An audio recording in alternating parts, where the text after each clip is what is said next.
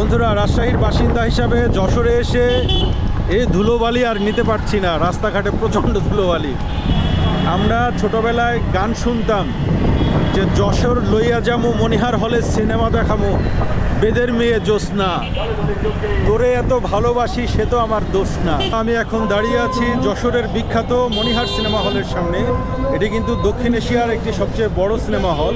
আপনারা দেখতে পাচ্ছেন আমার পেছনে।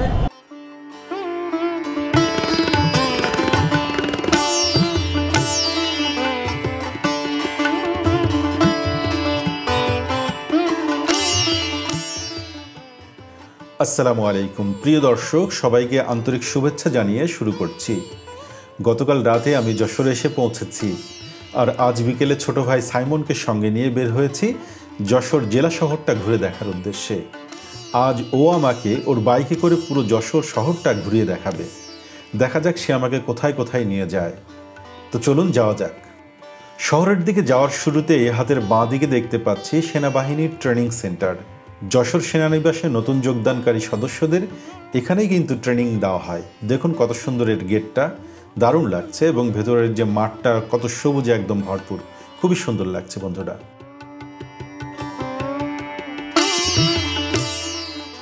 আর এই পাশে রয়েছে ক্যাম্পের ক্যান্টিন।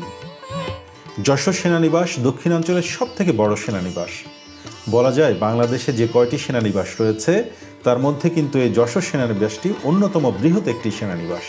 আর সামনেই দেখা যাচ্ছে সেই সেনানিবাসের প্রধান ফটক। কত সুন্দর বন্ধুরা, দেখতে পাচ্ছেন এই যে সাদা যে গেটটি দেখা যাচ্ছে দূরে, এটাই কিন্তু প্রধান ফটক।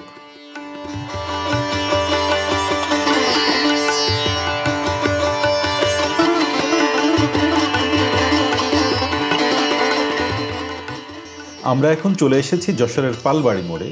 এখান থেকে দেশের বিভিন্ন গন্তব্যে যাওয়ার জন্য বাস পাওয়া যায়।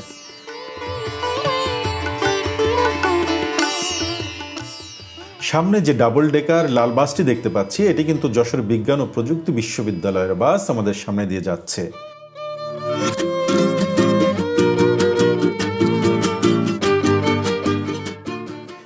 এখন আমরা যশোরের পুলিশ লাইন্সের কাছে চলে এসেছি। এটি হচ্ছে যশোর পুলিশ লাইন্স। বন্ধুরা, রাজশাহীর বাসিন্দা হিসাবে যশোরে এসে এই ধুলোবালি আর নিতে পারছি না। রাস্তাঘাটে প্রচণ্ড ধুলোবালি। রাজশাহীর রাস্তাঘাট যতটা পরিষ্কার পরিচ্ছন্ন থাকে, সে অর্থে যশোরের যে মেন হাইওয়ে সেটা দেখলাম যে বেশ ভাঙাচোরা আছে, ফলে এখানে যথেষ্ট কাদামাটি। আর ভেতরের রাস্তাগুলো অবশ্য কী অবস্থা সেটা জানি নাই। ভেতরের দিকে যাচ্ছি, দেখা যাক কী অবস্থা হয় সামনের দিকে। এটি বকুলতলার মোড়, এখানে শহীদ মিনারও আছে। আর যে রাস্তা ধরে যাচ্ছি সেটি হলো গরিব শাহ রোড। সামনে গরিব শাহের মাজারও রয়েছে। বন্ধুরা, যশোরের সবচেয়ে আইকনিক ভবন হচ্ছে এই কালেক্টরেট ভবন। আমার কাছে তো মনে হয় এই ভবনটি যশোরের ব্র্যান্ডিংয়ের ক্ষেত্রে লোগোর মতো কাজ করে। আপনারা কি মনে করেন কমেন্ট করে জানাবেন।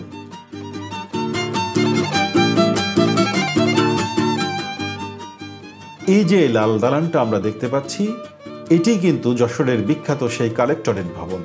ইতিহাস থেকে জানা যায় যে 1876 সালের 4 এপ্রিল তৎকালীন ব্রিটিশ সরকারের কর্তা ব্যক্তি mister Tilman Henkel Jessore collectorate প্রতিষ্ঠার জন্য সরকারের কাছে প্রস্তাব করেন।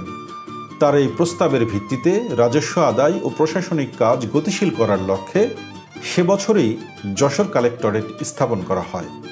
এবং মজার ব্যাপার হলো, প্রথম বিচারক ও প্রশাসক হিসেবে এই টিলম্যান হেঙ্কেলকেই নিয়োগ প্রদান করা হয়। আরও একটি গুরুত্বপূর্ণ তথ্য হলো 1858 সালে বাংলা উপন্যাসের জনক ও বাংলা সাহিত্যের একজন গুরুত্বপূর্ণ ব্যক্তিত্ব বঙ্কিমচন্দ্র চট্টোপাধ্যায় ডেপুটি ম্যাজিস্ট্রেট ও ডেপুটি কালেক্টর হিসেবে এই ভবনে কাজ করে গেছেন। বুঝতেই পারছেন বন্ধুরা এই ভবনের গুরুত্ব কতটা অপরিসীম। তবে বর্তমানে এই ভবনটি যশোরের ডিসির কার্যালয় সহ অন্যান্য সরকারি দপ্তরের অফিস হিসেবে ব্যবহৃত হচ্ছে। বন্ধুরা, আমাদের এই কালেক্টরেট ভবন দেখা শেষ হলো। এখন সামনের দিকে যাচ্ছি। সামনের থেকে অবশ্য ভিউটা পাওয়া যাবে। রাস্তা থেকে আরেকবার আপনাদেরকে দেখানোর চেষ্টা করব। আমরা এই কালেক্টরেট ভবনের যে মোড় রয়েছে সেই মোড় ক্রস করছি। আর এই পাশে দেখুন ভবনটি। দেখুন প্রিয় দর্শক, যশোরের কালেক্টরেট ভবনটি মেইন রোড থেকে দেখতে অসম্ভব সুন্দর লাগছে। আপনাদের কাছে কেমন লেগেছে কমেন্ট করে জানাতে পারেন। আর রাস্তার এই পাশটায় লেকের ধারে পার্কের মতো জায়গা আছে, যেখানে অনেক মানুষের সমাগম দেখছি।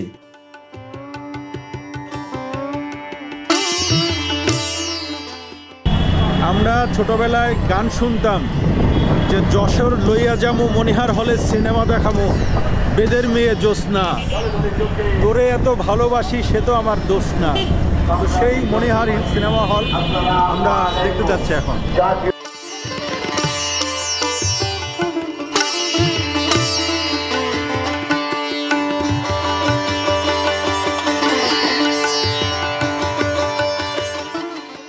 প্রিয় দর্শক, আমার পেছনে আপনারা দেখতে পাচ্ছেন 1983 সালের 8ই ডিসেম্বর প্রতিষ্ঠা পাওয়া বাংলাদেশের সবচেয়ে বড় সিনেমা হল যশোরের মনিহার সিনেমা হল। আপনারা হয়তো জেনে থাকবেন যে প্রতিষ্ঠার সময় এই সিনেমা হলটি ছিল এদেশের সর্বাধুনিক সিনেমা হল। তবে বর্তমানে এটিকে মডিফাই করে সিনেপ্লেক্সে রূপান্তর করা হয়েছে। আর এখানে দেখতে পাচ্ছি টগর ও মুখোশ নামে দুটি মুভি চলছে। এই যে দেখুন, টগর ও মুখোশের এখানে খুব সুন্দর ব্যানার টাঙ্গানো রয়েছে।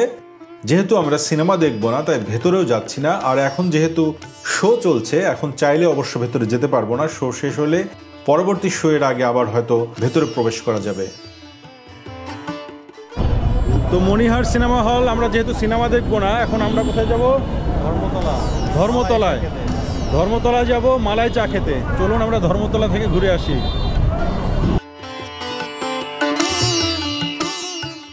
আমরা ধর্মতলায় যাওয়ার পথে এখন দেখতে পাচ্ছি যশোরের শহীদ মশিউর রহমান চৌরাস্তার মোড়। এখান থেকে যশোরের বিভিন্ন দিকে যাওয়া যায়। প্রিয় দর্শক, আমরা এখন যশোরের কেন্দ্রীয় ঈদগাহ ময়দান পার হচ্ছি।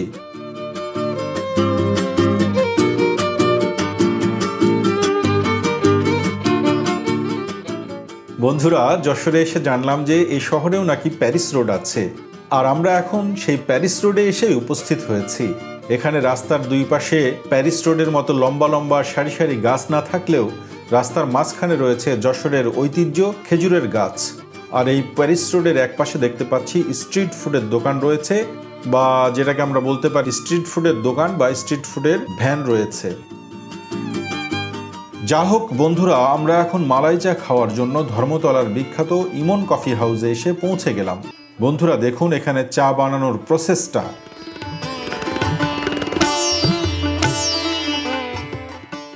এখানে কিন্তু একেবারে কাপ ভর্তি দুধের মোটা সর বা মালাই দেওয়া হচ্ছে। তারপর এখানে চা দেওয়া হচ্ছে।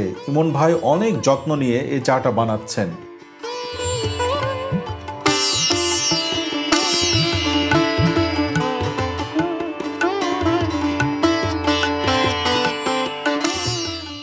বন্ধুরা, অবশেষে আমরা চাটা হাতে পেয়ে গেলাম। এখন খেয়ে দেখি কেমন এটা। বন্ধুরা, এই যে মালাই চা নিয়ে নিয়েছি আর টেস্ট করে দেখছি এটা কেমন। দারুণ বন্ধুরা, মালাই দিয়ে মুখটা ভরে গেল। দারুণ মজার চা এটা। আমরা ইমন ভাইয়ের চা খেলাম, দারুণ লাগলো, দারুণ টেস্টি ছিল চা। তো ভাই, আপনাদের এখানে মিনিমাম কেমন বিক্রি হয় প্রতিদিন? কত কাপ? 25 কেজি দুধ বিক্রি করি। হ্যাঁ, 20-25 কেজি বিক্রি করি। 20-25 কেজি দুধ বিক্রি করি। হ্যাঁ, 1-200 কাপ চা বিক্রি করি। আমি তো লিমিটেড বিক্রি করি। এদিকে আরও কিছু কাস্টমার আছে, ওনাদের কাছ থেকে একটু শুনবো ওনারা কি বলে ওনার চা সম্পর্কে। চলুন একটু শুনে আসি। এই যে একজন ভাই, উনি এখানকার রেগুলার কাস্টমার, আমার সাথেই আছে। তো ভাই, আপনি আপনার নাম বলে একটু বলেন ওনার চা সম্পর্কে, এই ইমন ভাইয়ের চা সম্পর্কে। আমার নাম হচ্ছে আসাদুজ্জামান নূর।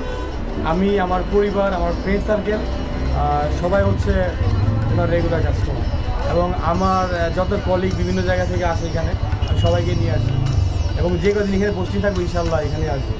তো এই ভাইয়ের কাছ থেকে জানলাম ইমন ভাইয়ের চা সম্পর্কে। তো ওনারা সবাই ভালো বললো এবং আমার কাছেও ভালো লেগেছে, রিকমেন্ডেড। এখানকার চা আপনারা ট্রাই করে দেখতে পারেন, বিশেষ করে মালাই চা। এখানে মালাই ফুললি লোডেড। আরও একজন কাস্টমার বলছে যে এখানকার হলো বেস্ট চা। তো এই ধর্মতলা এলাকায় যদি আপনারা আসেন চা খেতে, অবশ্যই এখানে আসতে পারেন। তো আমাদের এখন পরবর্তী গন্তব্য কোথায়? বন্ধুরা, আমরা ঘুরতে ঘুরতে আবারও সেই পালবাড়ির মোড়ে চলে এসেছি। আর এখান থেকেই আজকের এই যশোর শহর দেখার যেই প্রোগ্রামটি ছিল, সেটি আজকের মতো এখানে শেষ করছি। সকলকে অনেক অনেক ধন্যবাদ জানিয়ে আজকের মতো এখানেই বিদায় নিচ্ছি। আল্লাহ হাফিজ।